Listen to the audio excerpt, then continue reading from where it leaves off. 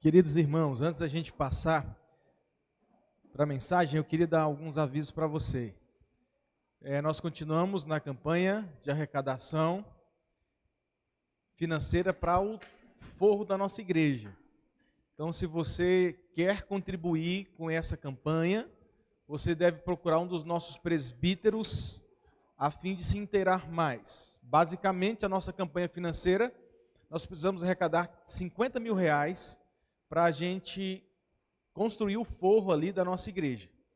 Então nós estamos fazendo aí um desafio de 3 meses. Você pode procurar um dos presbíteros e falar assim, olha, eu quero contribuir com uma quantia X durante 3 meses, tá bom? E aí ele vai poder então colocar seu nome lá e vai te orientar a como proceder então nessa contribuição. Então se você quiser, procure um dos nossos presbíteros. Segunda coisa, domingo que vem, véspera de feriado, mas domingo que vem, nós começamos a nossa sala de novos membros aqui na igreja. Se você tem aí o objetivo, a vontade de se tornar membro da igreja, você deve vir, que nós começaremos o nosso curso. Se você tiver alguma dúvida a respeito do curso, procure o presbítero Nalvão, o presbítero Diego, tá? A esse respeito. Então, pais, seus filhos querem professar a fé, você pode mandar o seu filho, se ele tiver 14 anos já feitos completos.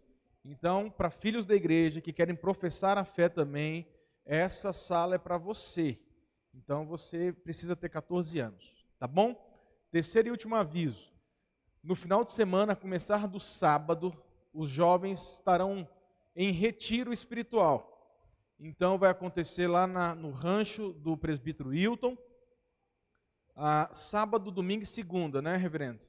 Então você que quer participar, você precisa procurar o reverendo Lucas, a fim de tomar aí informações a respeito desse retiro. R$50 a inscrição, tá bom? Então você procura o reverendo Lucas no final do culto, se você quer participar dessa programação que vai ser muito legal, lá no rancho do nosso presbítero Wilton. Tá bom, gente? Por hora são esses os nossos avisos. Eu queria saber se tem alguém nos visitando. Eu vi que chegou ali uma turma ali, quando eu estava ali chegando ali, chegou uma turma. Tá lá, Lucas? Quem é? Ali. Então começa aí, vai lá, apresenta para nós aí. Como? N? Tira a máscara, filho. Renner e a Giovana são aqui de Rio Verde mesmo? Já faz parte de alguma igreja, não? Traduz aí, Lucas. Vem de Acreúna? Ah, rapaz, eu tenho que contar uma história para você. Todo mundo que vem de Acreúna para morar em Rio Verde vem para a segunda, cara. Então você não será diferente, vocês dois. Nós queremos muito tê-los aqui com a gente, tá bom? Depois do culto, se eu tiver tempinho, eu queria conversar com vocês antes de ir embora. Tá bom? Sejam bem-vindos aqui. E essa turma aqui, Lucas?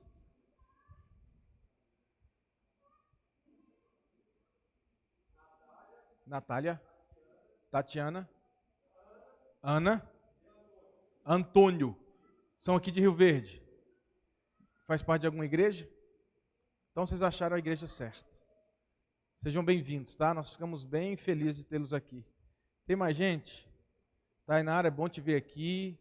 E Sandra também. O namorado, bom vê-los aqui. Tem mais gente que fazia tempo que não vinha por causa da pandemia? Não, né? Passou o medo, agora nós estamos juntos aqui. Vamos para Gálatas. Carta de Paulo às Gálatas. Capítulo 5. Estamos chegando ao final da carta, gente.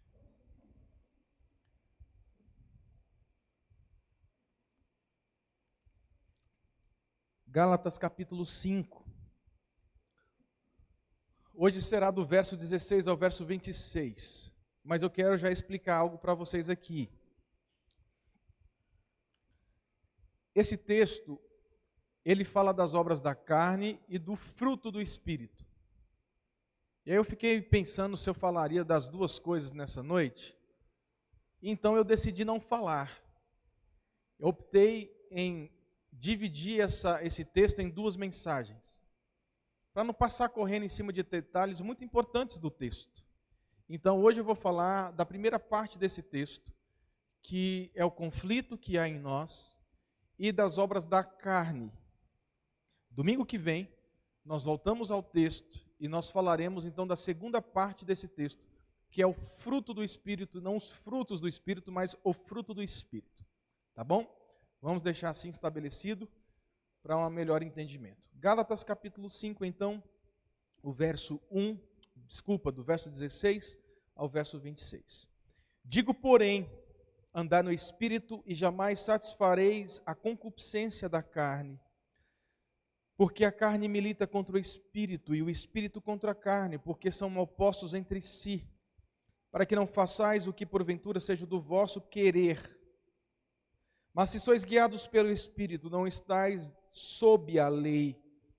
Ora, as obras da carne são conhecidas e são prostituição, impureza, lascívia, idolatria, feitiçarias, inimizades, porfias, ciúmes, iras, discórdias, dissensões, facções, invejas, bebedices, glutonarias e coisas semelhantes a estas, a respeito das quais eu vos declaro, como já outrora vos preveni, que não herdarão o reino de Deus os que tais coisas praticam.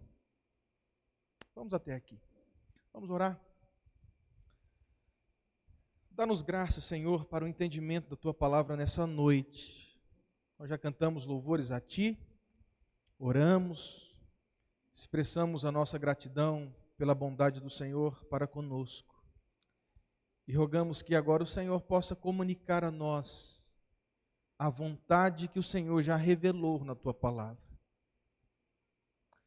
Que o nosso coração, ó Deus, se satisfaça com aquilo que o Senhor já mostrou a nós. Porque muitas vezes nós queremos saber aquilo que o Senhor não revelou, e aquilo que já é revelado é suficiente para nos edificar, e aquilo que já foi revelado é suficiente para conduzir o pecador a Jesus Cristo. Portanto, que o nosso coração se satisfaça nas verdades já reveladas pelo Senhor. No nome de Jesus. Amém. Nós oramos. Amém. Amém, gente. O poeta uma vez escreveu um poema, não um poema, mas um trecho, que definia o conflito interno do seu próprio coração. E a ilustração que o poeta usou para definir os conflitos do coração, do seu interior, eu achei muito legal. Ele diz assim: dentro de mim há dois cachorros. Um deles é cruel e mau. O outro é muito bom. E eles estão sempre brigando. Aí quando perguntaram então ao poeta qual cachorro ganhava a briga, o poeta respondeu: aquele que eu alimento mais frequentemente. Eu queria falar com vocês que a nossa vida é um constante conflito. Nós estamos em constante conflito. E a ilustração desse poeta eu achei interessante porque ele destaca aqui pelo menos duas verdades, a saber, a primeira: o homem é um ser em constante conflito. Você é um ser conflituoso ambulante. Você vive em conflito. Você pode superar um conflito hoje, mas não se engane, amanhã você terá um outro conflito. Então, o ser humano, ele é um ser em constante conflito. E a segunda verdade que me faz pensar a partir dessa reflexão do poeta é que o maior conflito do homem não está fora dele, mas o maior conflito do homem está dentro dele. Então, muitas vezes, tendemos a pensar que os conflitos em que nós vivemos são oriundos das circunstâncias desfavoráveis, ledo engano. Os maiores conflitos que nós vivemos não são oriundos de conflitos extra nós, fora de nós, mas os maiores conflitos que nós lidamos e vivemos são conflitos dentro de nós, porque mesmo se não houvesse circunstâncias desfavoráveis, ainda assim nós viveríamos em conflito. Você sabe por quê? Por uma única razão. Porque o conflito faz parte da nossa natureza. Você já nasceu assim. Aí eu me lembro do Davi escrevendo o Salmo 51, dizendo assim: em pecado minha mãe já me concebeu. Você já nasceu em conflito, porque na sua natureza está carimbada o carimbo do conflito. Então a questão não é se eu terei conflito ou não, eu sou um ser em conflito. Então nós perguntamos assim: poxa, pastor, mas então, por que o conflito faz parte da nossa natureza? Por que nós já nascemos seres conflituosos? E eu não vejo uma outra resposta senão a resposta de que nós somos seres desejantes. E aqui eu estou usando do neologismo, inventando uma palavra aqui. Ser desejante. O nosso coração é um reduto de desejo, gente. O seu coração é um reduto de vontades. Assim o conflito acontece quando os meus desejos entram em rota de colisão com os desejos de outra pessoa. Então, naturalmente, o cristão, ele está em constante conflito, porque invariavelmente os seus desejos, as vontades que estão latentes no seu coração, essas vontades conflitam com os desejos de Deus todos os dias. Sabe por que você é um ser em conflito? Em suma, porque você é um ser que deseja. Porque você é um ser que tem vontades no seu coração. O seu coração é uma sede de vontades. Mas as vontades que estão em seu coração, muitas vezes conflitam com as vontades de Deus. Então é a minha vontade contra a vontade de Deus. E quando essas duas vontades, elas se encontram, meu irmão, aí não tem outra situação, é conflito. É conflito. Então Paulo está terminando a carta dele, tá? Mas Paulo, quando está terminando a carta dele, ele diagnostica que a igreja tem um probleminha ali que talvez ele não tinha percebido antes. A igreja agora está vivendo um problema de relacionamento. Nós não tínhamos falado disso até agora, Paulo não tinha falado sobre isso. Mas o verso 15, o texto que antecede o que nós começamos aqui, fala lá que os irmãos estão devorando um ao outro. Não é isso que está dizendo aí o verso 15? Vocês estão se mordendo e devorando um ao outro. Paulo está usando aqui, talvez, de uma linguagem irônica. Vocês estão se mordendo aí. E a razão desse problema lá entre eles de relacionamento, provavelmente é que tem a ala da igreja, das igrejas da Galácia, que está com Paulo. Não, Paulo está certo. E tem uma ala da igreja dizendo assim, não, esse cara aí é um picareta, ele está falando coisas erradas para nós. E tem a ala aqui que está com os judaizantes. Então essa turma está conflitando. E Paulo então fica sabendo que está tendo esse problema de relacionamento nas igrejas, e então ele destina essa parte da carta aqui para resolver esse problema. E a gente não sabe, é um texto tão conhecido, as obras da carne, o fruto do Espírito, mas às vezes nós não sabemos em que contexto esse texto aqui está inserido. Está inserido num contexto de briga, de confusão na igreja. E Paulo então vai falar o seguinte, olha, vocês querem parar com esses problemas de relacionamento aí? Vocês querem parar com essas brigas enjoadas e nojentas de vocês? Existe apenas um remédio. E aí é o único imperativo que Paulo estabelece nesse texto. O imperativo já no verso 16, andai no Espírito. Isso aqui é uma prova de que esse texto está ligado ao verso anterior? Há uma partícula aí, porém. Ele está falando lá, olha, vocês estão brigando.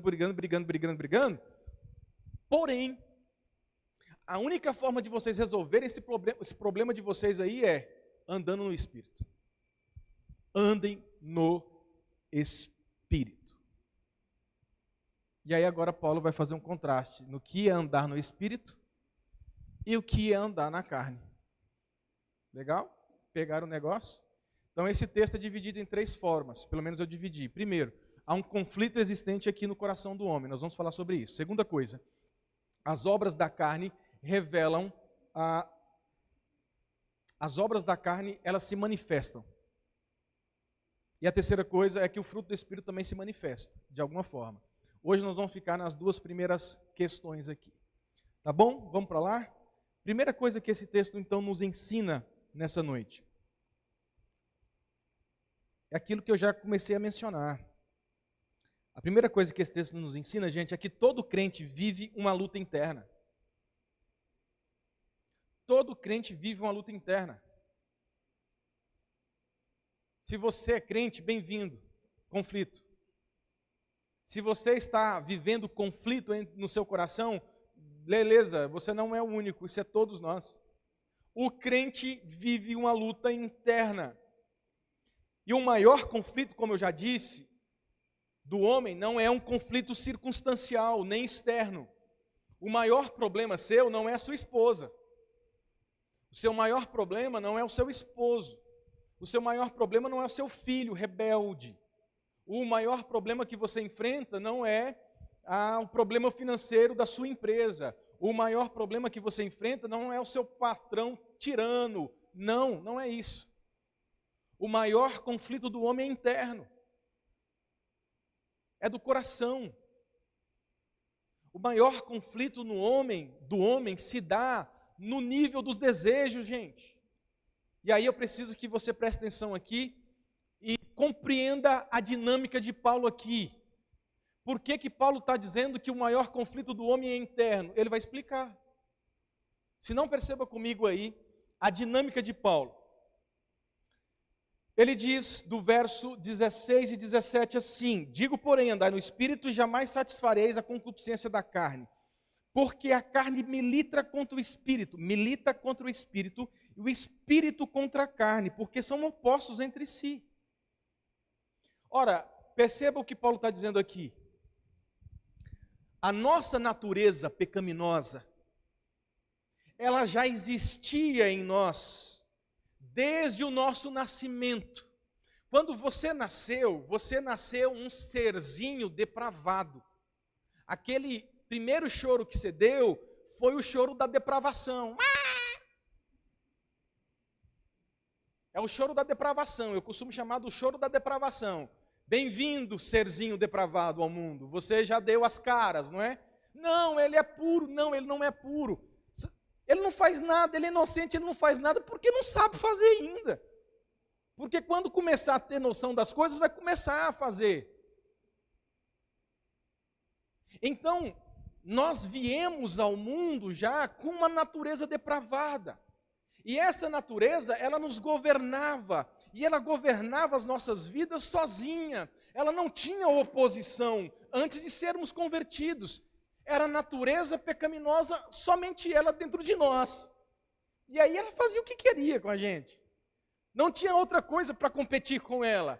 Mas aí acontece o seguinte: Deus olha para você, eleito do Senhor, predestinado, presbiteriano, com graça, misericórdia, e Ele então resolve te salvar. Mas para te salvar, Ele precisa então operar a obra do Espírito no seu coração.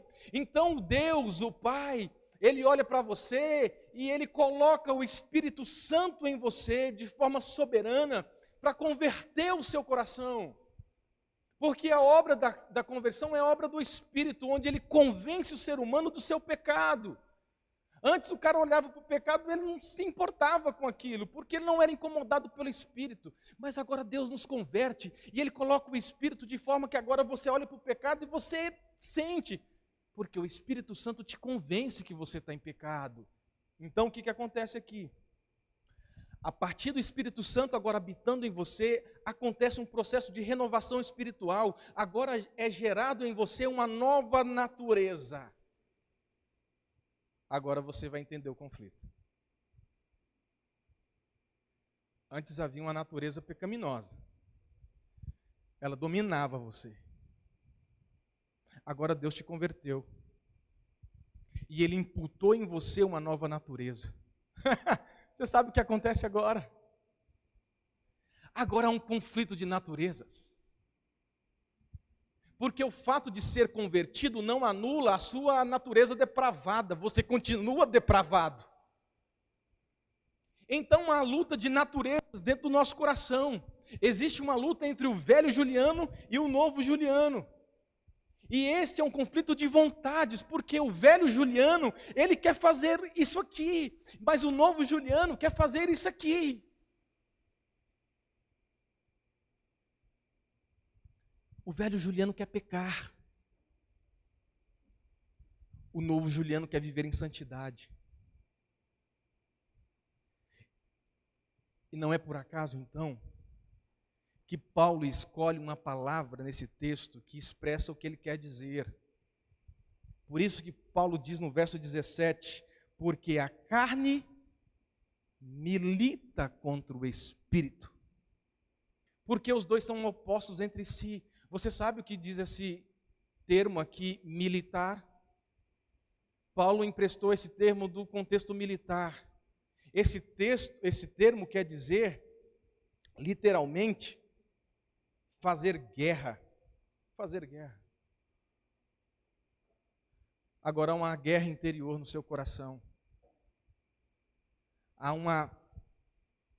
um conflito no seu coração. O seu velho homem quer fazer algo. E o seu novo homem quer fazer outro algo. E agora? O problema está estabelecido. Você entende de onde vem o seu conflito? Mesmo se não tivesse circunstâncias desfavoráveis, ainda assim você seria um ser em conflito. Porque o conflito que você vive não depende de circunstância. O conflito que você vive depende da sua natureza. O evangelho é maravilhoso, cara. Eu morro com o evangelho. Porque ele já está explicando os problemas do ser humano, os problemas de conflito do ser humano, sobretudo do crente, há anos, há mais de 2000 anos, ele está explicando. Esse é o problema do conflito do homem. Então vamos tentar pensar em alguma coisa que possa aclarar um pouco o nosso coração. A primeira coisa, aqui, em termos práticos. Meu irmão, nós estamos presos em um conflito até o final da vida. Você é um ser em conflito até você morrer ou Jesus voltar. Pare de ser utópico, de querer ter uma vida longe de conflitos. Você vai ter. Seu conflito hoje talvez é no seu casamento, com sua esposa, com seu esposo. Amanhã vai ser com seu filho. Depois da manhã vai ser no seu trabalho. E você vai viver assim. O conflito é no seu coração. Aí a gente fala assim, poxa vida, a pessoa tem pecado, vive em pecado, vive em conflito por causa do pecado, porque não quer abrir mão do pecado. Aí ela tem uma solução. A solução é, eu vou mudar de emprego, eu vou mudar de igreja, eu vou mudar de cidade, eu vou mudar de país, eu vou mudar de continente, de mundo.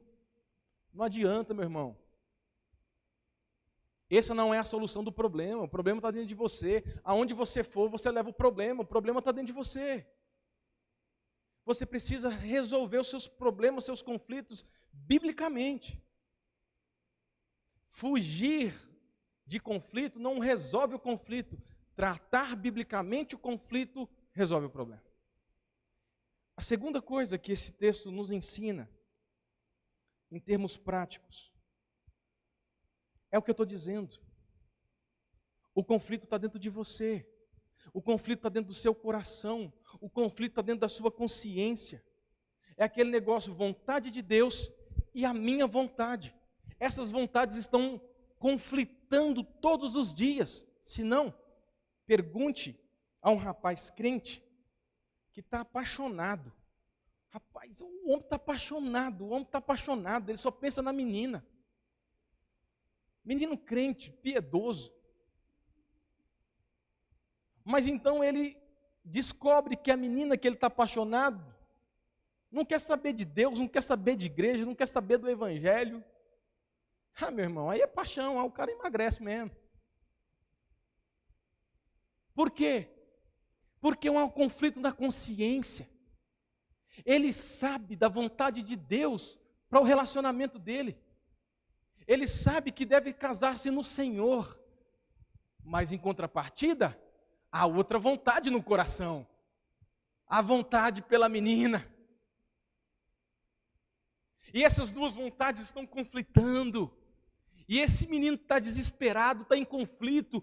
É conflito de desejos do coração. É conflito de vontades do coração, gente. Eu tive a experiência de aconselhar um rapaz crente. Eu já falei isso aqui em um outro momento. Em Minas, quando morava em Minas, eu tive a oportunidade de aconselhar um rapaz crente, mas que tinha sérias tendências homoafetivas, homossexuais. Ele dizia assim, pastor, e você via que ele era um cara piedoso, crente, mas ele dizia assim, pastor, eu tenho desejos por pessoas do mesmo sexo. Isso me dá depressão, isso me dá peso na consciência, porque eu sei que essa não é a vontade de Deus para a minha vida, mas só que o meu coração pecaminoso tem essa vontade. Os maiores conflitos são travados dentro dos limites internos, limites do coração. A sua vontade milita contra a vontade de Deus. E Paulo então descreve a experiência dele a esse respeito, quando ele escreve aos Romanos, dizendo assim, porque no tocante ao homem interior, Paulo dizendo, hein gente? Paulo dizendo, no tocante ao homem interior, tenho prazer na lei de Deus, ele está dizendo assim, o meu coração tem prazer na lei de Deus, mas olha o que ele diz ainda, mas vejo nos meus membros outra lei, guerreando na lei da minha mente. Aí ele conclui dizendo assim, desventurado o homem quem sou, quem vai me livrar do corpo dessa morte? Ele está dizendo assim, no meu coração, na minha consciência, existe uma guerra. A guerra de eu fazer a vontade de Deus, em contrapartida, a guerra de fazer a minha própria vontade, a vontade da minha natureza. E a conclusão dele, eu sou um miserável. Desventurado o homem que sou. Eu viverei nesse conflito até o final da minha vida. O maior conflito é interno. Segunda coisa que esse texto nos ensina é que a nossa velha natureza, ela sempre vai se manifestar através de algumas vontades nossas. O velho Juliano, ele não fica oculto. Volta e meia ele se manifesta. E uma das formas do velho Juliano se manifestar é através de alguns desejos e vontades que eu tenho. Você quer saber a manifestação do seu velho homem? Comece a analisar as suas vontades. Comece a analisar os seus desejos. E quando você analisar os seus desejos e vontades, você vai falar assim, opa, tem um leão adormecido aqui, hein? O fato de ser convertido não matou o leão dormiu, mas o leão levanta. É o que Paulo vai então estabelecer dos versos 19 ao verso de número 21. Então ele está dizendo, olha, mais cedo ou mais tarde a velha natureza vai dar sinal, hein? Dá sinal. Não pensa você que eu estou salvo para sempre, sim, mas eu não vou ter mais nenhum tipo de problema. Sim, você vai, porque a sua natureza continua depravada. Então Paulo agora começa a descrever os desejos do nosso velho homem e como esses desejos se manifestam. E perceba algo aqui. Paulo aqui é intencional em mostrar que as manifestações do velho homem são evidentes. Se não, olha o que ele diz no verso de número 19. Ele diz, ora, as obras da carne são conhecidas. E são. Ele lista. O que ele está dizendo? O seu velho homem tem vontades. O seu velho homem tem desejos. E esses desejos não ficam ocultos. Esses desejos, uma vez ou outra, vão se tornar conhecidos. E ele então lista agora as manifestações do pecado inerente ao velho homem. E ele destaca aqui, gente, uma série de pecados. Mas, se você perceber, existem 4 categorias de pecado aqui. Primeiro, o pecado sexual. O seu velho homem, a natureza do seu velho homem pode se manifestar através de desejos sexuais. Ele diz, imoralidade, impureza e lascívia. Ou não é assim? Ou você não luta contra o seu velho homem? Contra esses pecados aqui. Ele diz mais, a segunda categoria, pecados religiosos. O meu velho homem pode se manifestar através de pecados religiosos, idolatria e feitiçarias. Aí você diz assim, pastor, idolatria, até que vai, eu idolatro, ok, mas feitiçaria, tá aí crente que fica vendo horóscopo. Sou Sagitário. Sou Câncer. Aí tem um que é mais brabo. Qual que é o mais brabo? Damares? Desculpa. Aí diz que tem um que é mais nervoso lá e ele fala que é do tal signo. Eu vi um burburinho aí, vocês sabem. Então assim, fica lá vendo o horóscopo do dia. Não é? Sorte no amor.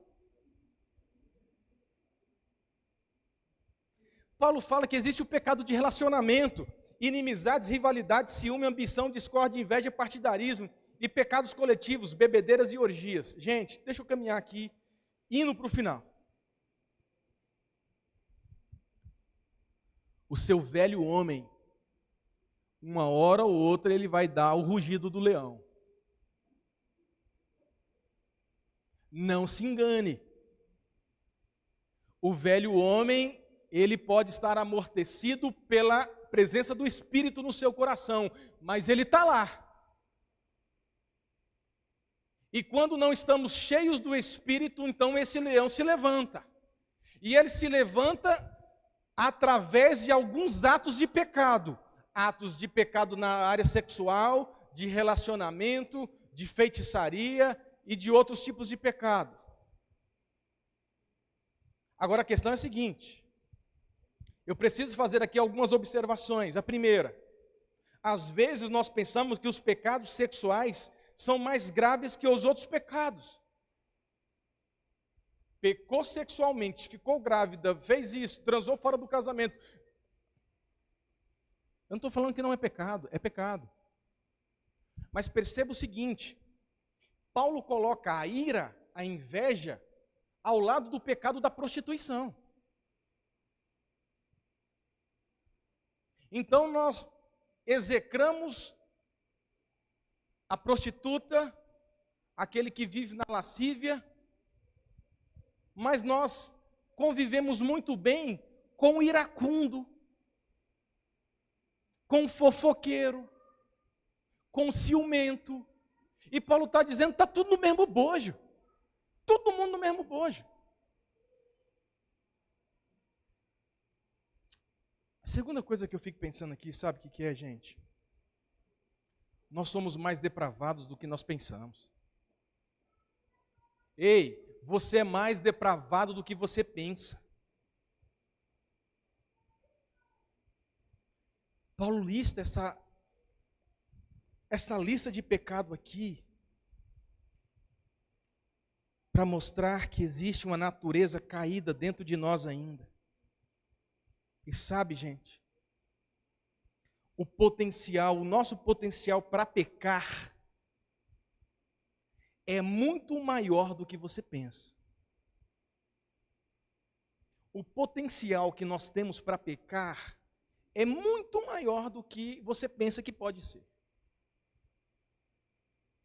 Você só não comete pecados hediondos por causa da graça. Porque se tirar a graça de cima das nossas vidas, não sobra nada. Eu queria muito que você começasse a fazer uma visão do homem, a ter uma visão do homem, uma visão bíblica. O seu problema não é fora de você. Para de reclamar.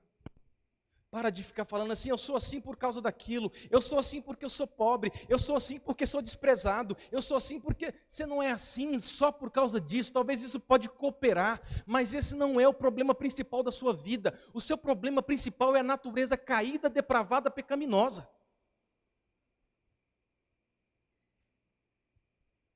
Eu quero aplicar isso. Meu irmão, não desanime na luta contra o seu pecado. Você não é o único a viver essa terrível luta. Eu vivo todos os dias. Todo crente vive essa luta. Ela só terá fim na vinda de Jesus Cristo. Ele já nos deu a vitória sobre o pecado, mas essa vitória ainda não está concluída. Ela está iniciada. Lute contra o seu pecado, você não é o único. A segunda coisa que esse texto nos ensina a respeito ainda, em termos de aplicação, é o seguinte: não fique surpreso ou desestimulado com os possíveis problemas de relacionamento dentro da igreja. Somos o ajuntamento de depravados em processo de redenção. A igreja é o conjunto de pessoas depravadas em processo de redenção. Então não se iluda pensando que a pessoa não vai pisar em você uma hora ou outra, vai. Porque os nossos relacionamentos são relacionamentos em redenção. Então não se iluda pensando que fulano ou beltrano não vai uma hora ou outra discordar ou dar uma espetada. Vai, porque a igreja é um conjunto de vários porcos espinhos aqui dentro. E uma hora ou outra nós vamos mexer e vai dar uma furada no outro. Quando eu vou aconselhar pessoas, e às vezes eu sinto que a pessoa chega assim, às vezes desconcertada. Você sente. Ela fala assim, pastor, mas... Ela quer falar do pecado, mas está com vergonha. Pastor, mas... como é que eu começo? Eu falo assim, meu irmão, pode começar de onde você quiser. Joga a palavra para o vento e nós vamos tentar pegar. É que, meu irmão, nada que você disser vai me surpreender. Porque eu já vi nesse tempo de ministério muitas coisas. E outra, o que nós podemos esperar de almas depravadas? Pecado. Então pode falar sem problema. Nada que você disser vai me... Meu Deus, eu não esperava isso de você, irmão. Eu esperava muito mais. De mim, muito mais. Terceira coisa. Não fique surpreso com as atitudes de seus filhos, as iras, as discórdias. Assim como nós, eles vivem um conflito interno de desejos. Ajude os seus filhos nas iras e discórdias, porque existe um conflito latente também no coração deles. Hoje eu estava vindo para a igreja e lá em casa agora está sendo um problema. Na hora de arrumar a Rafaela, porque ela quer escolher a roupa dela. E aí, quando ela escolhe, ela fica brega pra caramba, sabe? Quando ela chegar aqui brega, muito brega, você fala assim, a Rafaela escolheu a roupa dela. E aí a mãe fala assim, não, você vai com essa aqui não, você vai com essa aqui. Por quê? Porque existem vontades latentes lá dentro. E o problema da birra, o problema da ira, da raiva, é porque existe conflitos de desejos dentro do coração, meu irmão, conflitos de vontades. Agora, Cristo já garantiu a nossa vitória contra o pecado. E pela morte de Cristo Jesus, nós recebemos o Espírito que nos assiste em todas as nossas fraquezas. Existe solução para a luta contra o pecado? Jesus Cristo. Ele, quando ele morreu na cruz, ele legou a todos nós, filhos dele, o Espírito Santo, que assiste a nós, nos assiste em nossas fraquezas. Ele nos assiste, eu posso ir diante do Senhor, Deus, tantas as vezes, quanto necessárias forem, que Ele vai me atender. O Espírito me ajuda a lutar contra os meus pecados. É por isso que Paulo faz o único imperativo: andem no Espírito. Somente no Espírito vocês vão conseguir lutar e vencer os pecados do coração. Vamos orar. Senhor Deus, obrigado pela Tua palavra. Obrigado porque ela é clara a todos nós.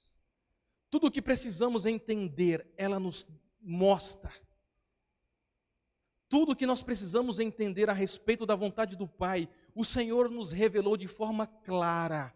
Não haveria nenhuma razão para o Senhor revelar a sua vontade para que nós não pudéssemos entender a Tua vontade. Então o Senhor revelou de forma clara tudo o que nós precisamos para viver piedosamente.